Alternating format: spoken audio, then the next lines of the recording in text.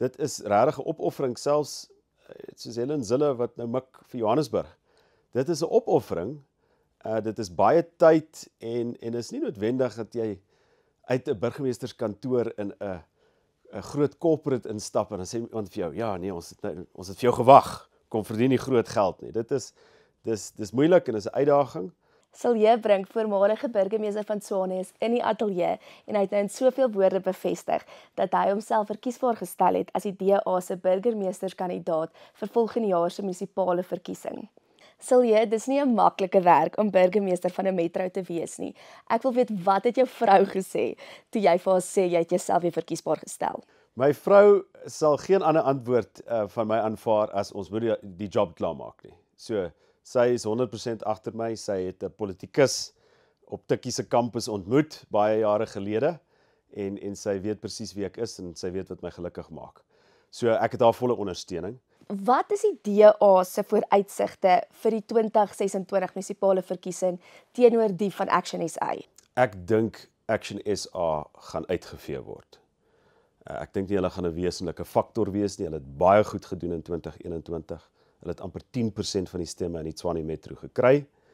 Maar soos wat ons nou sien, hulle neem nie deel aan tussenverkiesings nie. Hoekom? Want hulle is te bang om die kiesers te konfronteer en rekenskap te gee vir hulle optrede. Hier's 'n party onder Herman Mashaba wat gesê het ons sal nooit met die ANC saamwerk oor my dooie liggaam. En daai dooie liggaam is Action SA by die volgende verkiesing. En kiesers moet seker maak dat hulle hierdie partye aanspreeklik hou. As jy geld gegee het vir Action SA en ek ontmoet nou nog mense in welgestelde dele van Pretoria wat sê ons het vir daai ou geld gegee. Nou weet jy, moet dit nie doen nie. Moet dit nie doen nie. Hierdie splinterpartye of spoilerpartye op die uiteinde van die dag, hulle verkoop altyd uit aan die ANC. Maak nie saak wat hulle sê nie.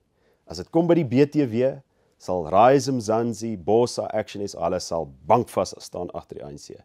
Hulle gaan nie beklei nie, want hulle het nie vaste oortuigings nie, hulle het nie demokratiese strukture nie. Hulle loop nie rond 'n gewone gemeenskappe en kyk die buurman in die oë en verduidelik wat gaan nou eintlik aan nie. Dis wat ons doen.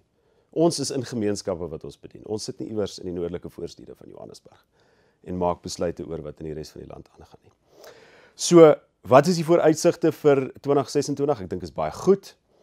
Baie mense wat voorheen vir partye soos Action SA gestem het, glo ek gaan nou vir die DA stem. Ons gaan 'n konsolidering van ons ondersteuningsbasis hê. Silje, jy is een van die DA se jong leiers.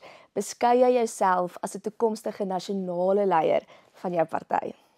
Wie weet wat kan gebeur, maar dit is vir my belangrik dat iets wat jy mee begin het, moet jy klaarmaak. Ongelukkig beteken die koalisiepolitiek dat baie mense wat goed geïnisieer het, is nie net ek nie, Retief Oendal in die Baai en ander gevalle ook, waar daar opregte mense was wat hulle self toegewy het en dan die chaos van die koalisies beteken dat jy nie die job kan klaarmaak nie.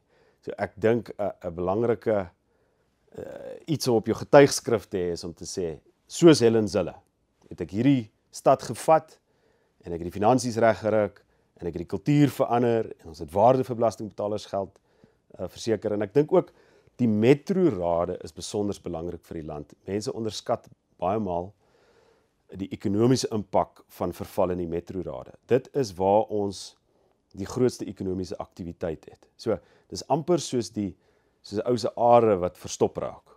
En dit is metrorade wat nie werk nie. Paaie wat verval. Jy weet, staatskaste wat bankrot word. So, as ek dit kan regkry, moontlik, maar kom ons kyk.